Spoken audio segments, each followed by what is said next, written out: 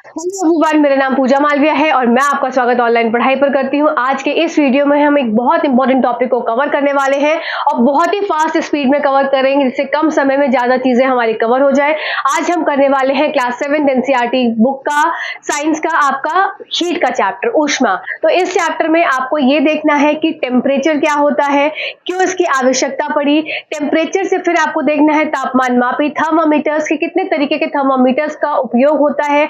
साथ ही साथ आपको देखना है कि ऊष्मा का स्थानांतरण किस मोड से होता है, किस विधि से होता है या किस तरीके से होता है। तो मोड ऑफ हीट ट्रांसफर में आपको कंडक्शन, कन्वेंशन और रेडिएशन तीनों के बारे में पढ़ना है। प्लस आपको जो समुद्री हवाएं और आपकी जो जमीन की हवाएं हैं किस तरह से चलती हैं, लैंड ब्रीज और सी ब्रीज, ये सब आपको जानना है। तो चलिए आइए सेशन को स्टार्ट कर देते हैं। अगर आप किसी भी गवर्नमेंट एग्जाम की तैयारी कर रहे हैं तो ये वीडियो आपके लिए बहुत ज्यादा हेल्पफुल होने वाला है, तो पूरा वीडियो जरूर देखिएगा। चैनल पर नए हैं तो सब्सक्राइब कर दीजिएगा। इसी तरह से आपको वीडियोस मिलते रहेंगे। टीचिंग एग्जाम हो चाहे किसी भी गवर्नमेंट सेक्टर का एग्जाम हो, आपके लिए ये सारे वीडियोस बहुत काम के होने वाले हैं। तो चलिए आइए स्टार्ट कर देते हैं। और टीचिंग एग्जाम की अगर मैं बात करूं तो यूपी टेट और सुपर टेट तो अब लाइन में लग गया है, तो भाई तैयारी अभी से स्टार्ट कर दो, जिससे कि लास्ट में टेंशन ना हो जाए। तो सबसे पहले देख लेते हैं कि हीट क्या है। ऐसी वो एक महसूस करना कोई चीज गर्म है कि ठंडी है। तो हीट क्या हो गया, तो फीलिंग ऑफ हॉटनेस की कितना कोई चीज गर्म है उसको क्या करना, महसूस करना, तो वो हो गया आपका ऊष्मा। अब बात कर लेते हैं क्या ऊष्मा की बात है, टेम्परेचर। तो ऊष्मा जैसे कि अगर किसी कोई भी चीज कितनी गर्म है या ठंडी है तो ये कैसे पता लगेगा, सिर्फ क्या टच करके। अगर कोई चीज बहुत गर्म है तो क्या उसको छू सकते हो, बिल्कुल गलत जवाब है, नहीं छू सकते हो। तो अगर छू दोगे तो उई उई उई हो जाएगी। तो इसलिए इसका इस्तेमाल किया जाता है क्या, थर्मामीटर्स का, तापमान मापी का। किसको मेजर करने के लिए, टेम्परेचर को। तो सबसे पहली बात है ये जानना कि टेम्परेचर क्या होता है। तो टेम्परेचर क्या है, एक रिलायबल मेजर है ऑफ हॉटनेस, मतलब कोई चीज कितनी गर्म है उसका क्या है, एक विश्वसनीय उष्णता का मापन। तो सबसे पहले जान लेते हैं टेम्परेचर। टेम्परेचर क्या है, रिलायबल मेजर ऑफ हॉटनेस, मतलब कोई चीज कितनी रिलायबल है, किस पे हम उस पर कितना विश्वास कर सकते हैं, उस विश्वास को पूरा करने के लिए टेम्परेचर आता है। तो कि टेम्परेचर कहता है भाई मेरे पर भरोसा कर सकते हो कि ये चीज कितनी गर्म है, मैं एग्जैक्ट बताऊंगा। तो ये एग्जैक्ट क्या बताता है, इसीलिए इसको बोलते हैं विश्वसनीय उष्णता का मापन, की रिलायबल मेजर ऑफ हॉटनेस। कोई चीज कितनी गर्म है इसका एक रिलायबल वो एक मेजर देता है। ठीक है, इतनी बात सबको क्लियर हो गई होगी। अब इसके लिए डिफरेंट डिफरेंट तापमान मापी, डिफरेंट थर्मामीटर्स का इस्तेमाल होता है। जैसे सबसे पहला हो गया इसमें क्लिनिकल थर्मामीटर। ठीक है, तो क्लिनिकल थर्मामीटर जो कि हम जनरली यूज करते हैं अपने घर में भी, इसको डॉक्टरी तापमान मापी के नाम से भी जाना जाता है। इसकी रेंज आपसे एग्जाम में पूछी जाती है, कई एग्जाम्स में ये रेंज पूछी गई है। तो इसकी रेंज आप जान लेंगे कि 35 डिग्री से 42 डिग्री सेल्सियस में इसका क्या होता है, इसका मापन होता है। ठीक है, नॉर्मल बॉडी टेम्परेचर कितना हो जाता है, 37 डिग्री सेल्सियस होता है। प्लस इसके बाद बात कर लेते हैं प्रयोगशाला तापमान मापी, मतलब लैबोरेटरी थर्मामीटर। अभी तक तुमने देखा घर वाले थर्मामीटर्स, ठीक है, जो हमारे घर में होते हैं, पर लैबोरेटरीज में भी क्या घर वाले थर्मामीटर का इस्तेमाल होता होगा, नहीं। ठीक है, तो घर वाले थर्मामीटर का ना इस्तेमाल होकर एक अलग थर्मामीटर का इस्तेमाल होता है, उसको बोलते हैं क्या, लैबोरेटरी थर्मामीटर या फिर आपका प्रयोगशाला थर्मामीटर्स, मतलब तापमान मापी। ठीक है, इससे पहले अच्छा एक पॉइंट और याद कर समझ लो कि जो क्लिनिकल थर्मामीटर्स होते हैं इसमें पारा का इस्तेमाल होता है। ठीक है, पर अब जनरली क्लिनिकल थर्मामीटर्स में पारा को हटा के उसको डिजिटल की तरफ लेकर जा रहे हैं। क्यों, पारे को क्यों हटाया गया, क्योंकि पारा क्या होता है, टॉक्सिक होता है, मतलब विषाक्त उसकी प्रवृत्ति होती है, टॉक्सिक होता है, जहरीला होता है। प्लस इसको डिस्पोज करना, इसका निपटान करना जो होता है बहुत ही मुश्किल होता है। इसीलिए पारे की जगह क्या है, आपका डिजिटल थर्मामीटर्स की तरफ अब दुनिया भागती चली जा रही है। ठीक है, चलो अब बात करें आपका प्रयोगशाला तापमान मापी। इसकी टेम्परेचर रेंज आपसे पूछेंगे तो हो जाएगी -10 डिग्री सेल्सियस। देखो माइनस का साइन जरूर लगाना, -10 डिग्री है। ठीक है, क्योंकि माइनस साइन ना देके आपको 10 डिग्री से 110 डिग्री सेल्सियस दे देते हैं, तो आप इस पे आंसर लगा के आ जाते हैं। तो आपको क्या करना है, -10 डिग्री सेल्सियस से 110 डिग्री सेल्सियस तक इसका क्या हो जाता है, टेम्परेचर रेंज हो जाता है। अब पॉइंट है जो कि बहुत इंपॉर्टेंट है, कई बार एग्जाम से पूछे गए हैं, कई बार एग्जाम से पूछे गए। जैसे कि मेरे पास एक ये बीकर है, इस बीकर में कोई लिक्विड फिल्ड है और इस लिक्विड का क्या करना है, मुझे टेम्परेचर जांचना है, इसका तापमान जांचना है। तो इस तापमान को जांचने के लिए मैंने इसमें डाला क्या, क्लिनिकल थर्मामीटर। ये क्लिनिकल थर्मामीटर है, ये इसके नीचे इसका क्या है, लट्टू सा जो लगा होता है, इसको बल्ब बोलते हैं, जो टेम्परेचर को मेजर करता है। ठीक है, अब देखो ये मैंने कैसा बनाया, मैं इसको यहाँ से भी टच करा सकती थी, पर जो क्लिनिकल जो आपके लेबोरेटरी प्रयोगशाला तापमान मापी होते हैं, इनकी कैरेक्टरिस्टिक्स होती हैं जो कि आपको जाननी जरूरी है। सबसे पहली कैरेक्टरिस्टिक की जो ये इसका थर्मामीटर है, ये हमेशा अपराइट पोजीशन में इस तरह से सीधा खड़ा हुआ होना चाहिए, टिल्टेड नहीं होना चाहिए। ऐसा नहीं है कि मैं इसको इस तरीके से बना दूं, बिल्कुल नहीं बना सकती, इसको मुझे सीधे ही खड़ा करना पड़ेगा। दूसरा इंपॉर्टेंट पॉइंट, ठीक है, पहला पॉइंट हो गया सीधा खड़ा करना है। दूसरा इंपॉर्टेंट पॉइंट है कि इसका जो ये बल्ब है, ये जो बल्ब है जो कि क्या है, नापता है टेम्परेचर को। ठीक है, तो ये बल्ब है, ये नीचे जमीन की सतह को नहीं टच करना चाहिए। क्या मैंने बोला, जो बल्ब है वो नीचे जमीन की सतह को नहीं टच करना चाहिए। ठीक है, तो ये हो गया मेरा दूसरा पॉइंट। तीसरा पॉइंट क्या हो जाएगा इसमें, कि जो लिक्विड है ये इसके सारे तरफ क्या होना चाहिए, इक्वली, मतलब एक तरह से ये बोला जाए कि ये बीचों बीच जो है इस तरीके से खड़ा होना चाहिए। ठीक है, तो ये सारे पॉइंट्स आई होप आपको क्लियर हो गए होंगे। और एक और चीज कि टेम्परेचर पढ़ना चाहिए लिक्विड में पढ़ते टाइम। अच्छा, एक और पॉइंट आप इसमें समझेंगे कि जैसे ही मैंने इसमें डाला ये, अब इसको मैं वेट करूंगी कि इसका टेम्परेचर राइज हो, जितना टेम्परेचर लिक्विड का है उतना टेम्परेचर आ जाए। अगर जैसे ही मैं इसको बाहर निकाल दूंगी, किससे, इस लिक्विड से बाहर निकाल दूंगी, तो टेम्परेचर धीरे धीरे ड्रॉप होना स्टार्ट हो जाएगा। तो अगर मुझे एग्जैक्ट रीडिंग चाहिए, अगर मुझे ये इस डेफिनेशन को पूर्ति करते हुए देखना चाहिए कि विश्वसनीय उष्णता का मापन है, तो एक रिलायबल मुझे रीडिंग चाहिए, तो जब ये थर्मामीटर एक बीकर के अंदर प्रेजेंट होगा तभी मुझे इसकी रीडिंग लेनी होगी। ठीक है, जस्ट अ सेकेंड, सॉरी। तो ये क्या हो गया कि उसी समय मुझे इसकी रीडिंग लेनी होगी। तो ये सारे पॉइंट्स आपके इंपॉर्टेंट थे प्रयोगशाला थर्मामीटर्स के। अब बात कर लेते हैं क्या, हीट की ऊष्मा स्थानांतरण, एक जगह से दूसरी जगह तक कैसे ऊष्मा स्थानांतरण होता है। जैसे कि अगर ये मेरे पास एक आयरन की रॉड है, अगर इस एंड पे मैंने क्या किया, इसको यहां से हीट करना स्टार्ट किया, तो इस एंड में भी क्या हो जाएगा, पूरी की पूरी हीट ट्रांसफर हो जाएगी। ठीक है, तो ये एक तरह से मोड ऑफ विधि होती है क्या, ऊष्मा के स्थानांतरण की, कई तरह की, जिसमें कि सबसे पहली विधि आपको देखनी है क्या, कंडक्शन। कंडक्शन जो होता है, चालन होता है। जब कलछी को, अगर कलछी या कोई भी रॉड है गैस पे रखो, तो थोड़ी देर बाद वो गैस का जो फ्लेम है, उसकी जो हीट आई एक एंड पे, वो पीछे तक आ जाती है। यहां पर मैं आपको एक्सप्लेन करके भी दिखाती हूं, समझते चले कि आसान टॉपिक है पर अच्छा टॉपिक है। आ जाते हैं क्वेश्चंस, और ये कंडक्शन, कन्वेंशन, रेडिएशन तो बहुत आते हैं। देखो, ये मेरे पास क्या है, एक कलछी टाइप है, इसको मैंने क्या किया, इसको यहाँ से फ्लेम से हीट किया। ठीक है, अब हीट करने से क्या होगा, ये वाला तो एरिया क्या हो जाएगा, रेड हॉट हो जाएगा, लाल सा एकदम गर्म हो जाएगा, और धीरे धीरे क्या होगी, हीट का ट्रांसफर यहाँ पे इस तरीके से होगा। इसका मतलब ये जो रेड हॉट है, यहाँ मतलब कि यहाँ पर तापमान जो है वो ज्यादा है। अब तापमान धीरे धीरे बढ़ता हुआ कहाँ चला जाएगा, इधर भी तापमान जो होगा इस एरिया में भी बढ़ जाएगा। तो ये मोड ऑफ हीट ट्रांसफर जिसमें कि क्या मैंने बोला, यहां से लेके यहां तक शिफ्ट हो रहा है क्या, हीट जो ऊष्मा है वो शिफ्ट हो रही है, वो क्या हो जाता है आपका, वो कंडक्शन हो जाता है। और इसमें जो भी कोई भी चीज है वो डायरेक्ट कांटेक्ट में होनी चाहिए, मतलब जो मटेरियल है, जो ऑब्जेक्ट है, वो डायरेक्ट कांटेक्ट में होना चाहिए। ऐसा नहीं है कि दूर से है तो बस हीट ट्रांसफर हो जाएगी, डायरेक्ट कांटेक्ट में होना चाहिए फ्लेम के। ठीक है, दूसरी इंपॉर्टेंट बात है कि मोड ऑफ हीट ट्रांसफर जो होता है, ये एक सब्सटेंस से दूसरे सब्सटेंस तक भी हो सकता है। मान लो क्या है, जैसे यहाँ पर ये एक रॉड है, ठीक है, अब इसके पास ही लगी हुई एक और रॉड है एकदम सटी हुई, तो ये जब एक हीट हो जाएगी, इसमें बहुत ज्यादा टेम्परेचर आ जाएगा, तो इसकी हीट क्या होगी, यहाँ से यहाँ भी शिफ्ट हो जाएगी, तो अब ये वाला पोर्शन भी हीट होने लगेगा। तो इसका मतलब जैसे जैसे कॉन्टैक्ट में जो जो एरिया आता जाएगा, वो एरिया क्या होगा, हीट होता चला जाएगा। इसका सबसे अच्छा एग्जाम्पल होता है वही जो मैंने बताया कि अगर चाय का पतीला मैंने चढ़ाया है किसके ऊपर, गैस के ऊपर, तो अगर वो नॉन स्टिक का उसका हैंडल नहीं है,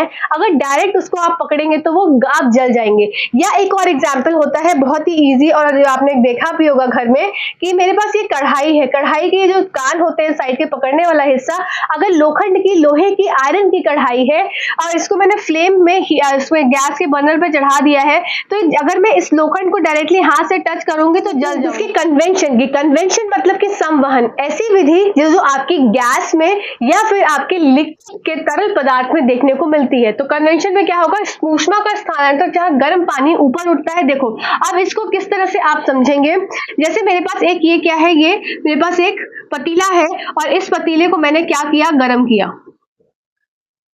ठीक है, इस पतीले को मैंने गर्म किया और यहाँ पर क्या कर दिया मैंने, एक मान लो एक टैबलेट डाल दी, और ये टैबलेट किसकी है, ब्लू कलर की इंक की है।